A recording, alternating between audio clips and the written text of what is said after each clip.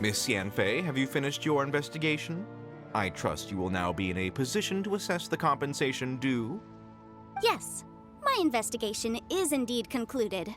I can now provide a final figure for the amount payable. Wonderful. Well then, please, could you do the honors, Miss Yanfei? Of course. According to the stipulations of the contract, Mr. Crossell, you must pay Mr. Chow 10 times the original transaction price in Mora. Sure. Wait, what? Me pay her? Surely there's been some kind of mistake, Miss Yanfei. Not at all.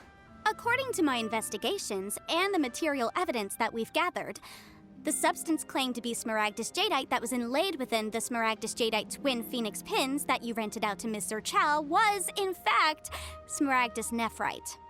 Now, the contract states very clearly that 10 times the price shall be paid should the article not be genuine.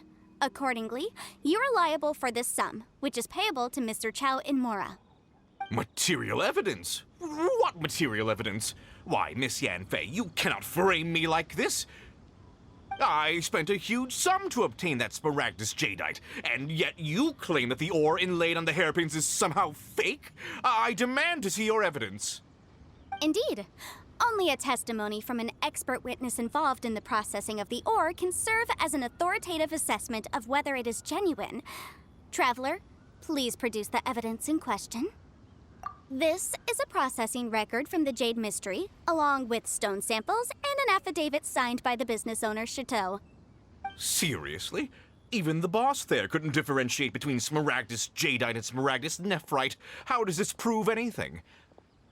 In any case, Smaragdus Nephrite is the outer layer of Smaragdus Jadeite.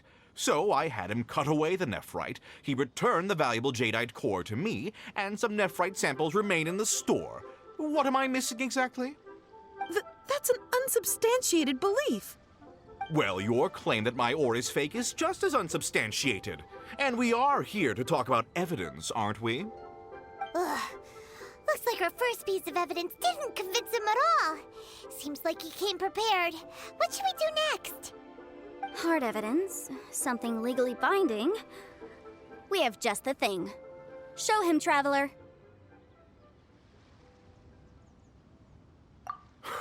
This document proves that my hairpins are the real deal, doesn't it? This is the Ministry's seal, after all. It shows that the ore inlaid on the pins is indeed Smaragdus Jadeite. Our second piece of evidence didn't work either. And this guy's getting more belligerent by the second. You know, you could be right. Perhaps the hairpins are the real deal after all. Of course I'm right. All the evidence shown supports my story. Well, hang on a moment now, because I do recall one final piece of evidence that we haven't revealed yet. Traveler, would you do the honors? This shall serve as decisive proof of our case.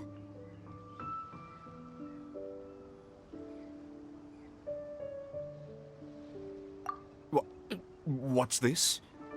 Smaragdus Jadeite springs forth from stone marrow within the mountains and will bring disaster to any mere mortals who touch it. Sustained contact with Smaragdus Jadeite over a prolonged period will, in less serious cases, cause a mild malady, while in serious cases, the patient may suffer a dramatic change of personality and fall seriously ill. Mr. Crossell, were you aware of these peculiar properties of Smaragdus Jadeite?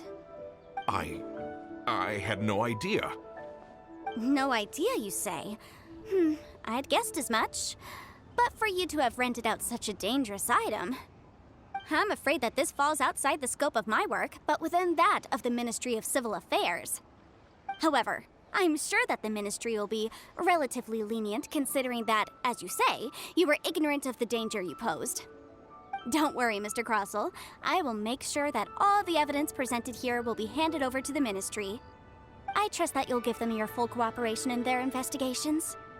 What? Wait! I knew. Oh, so you knew? Oh, dear Mr. Crossell. But if you knew of Smaragdus Jadeite's dangerous properties beforehand, why would you... Huh? No, The hairpins aren't actually inlaid with genuine Smaragdus Jadeite? Is that what you were about to say? You do understand, Mr. Crossell, that this means that you will have to pay Ms. Zerchow 10 times the original price in Mora? Mr. Crossell, your answer, please. My client and I are waiting. Yanfei's seriously intimidating right now. It's like she's a different person.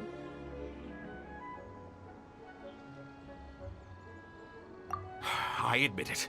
I confess.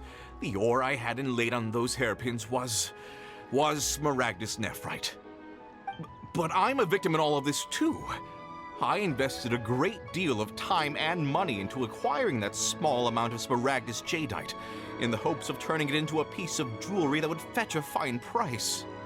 But after receiving it and carrying it around for a few days, I started to feel extreme discomfort. I couldn't sleep a wink or eat a single bite. I was in a constant state of agitation, too. I went to Boo Boo Pharmacy to get myself checked out, only to discover that this sort of stone cannot be worn as jewelry. But how could I let all that money go to waste? That's why I had another pair of hairpins made from Smaragdus nephrite, which is almost indistinguishable from Smaragdus jadeite. I kept the real Smaragdus jadeite in a specially made box. I daren't touch it again. I was worried that someone would see through it, which is why I only dared to rent them out, not sell them. And then to top it all off, Zhiqiao lost the hairpins after I rented them out to her.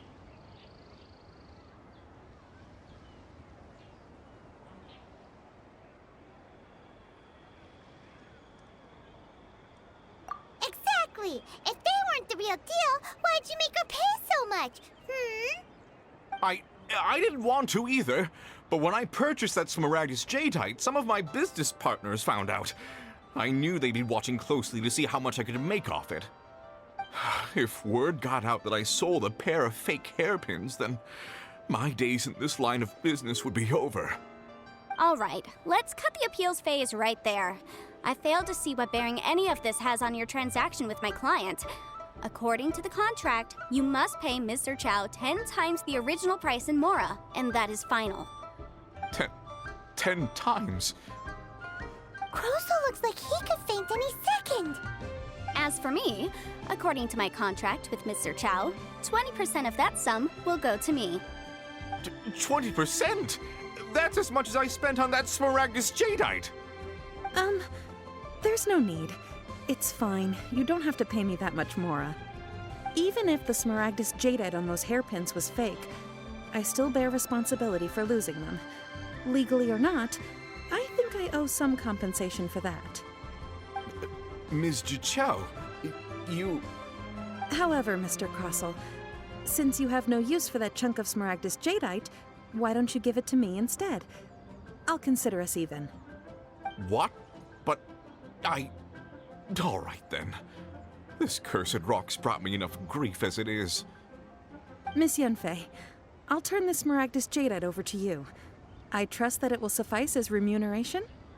Well, that's not quite how the rules say this should go. But whatever, it'll do. Thanks so much for your help this time, Miss Yanfei. When you have the time, I'll be sure to visit and express my thanks more appropriately. Oh, come on. No need to stand on ceremony. Now, if I may confirm this again, Mr. Zerchow, have you and Mr. Crossell come to an understanding? Well, yes, I believe we have. Well then, that's good. Mr. Crossell, it seems that my client has no further claims against you. Is that so? That's good. That's good. Actually, Mr. Crossell, I'd like to talk business for a second, if I may. I could see from the hairpins you produce that you're very skilled in jewelry design. My family, on the other hand, works in the ore business, and we have a fair stock of fine ores.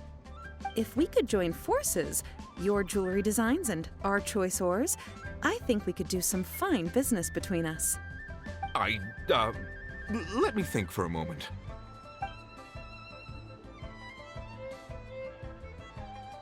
Well, that's that. And we've got the Smaragdus jadeite that Granny wants too. All's well that ends well, eh?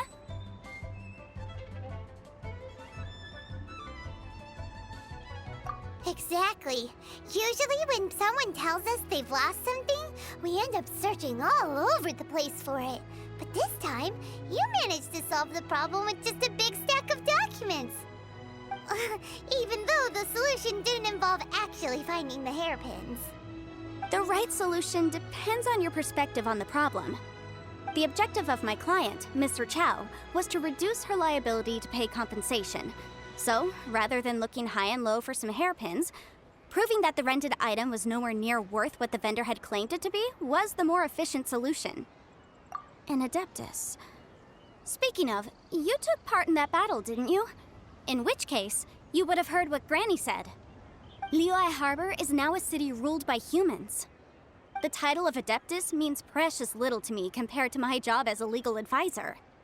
In any case, don't you think that the Liyue Harbor of today needs legal consultancy far more than it needs adeptal powers? Paimon can think of someone who would definitely disagree with your reasoning.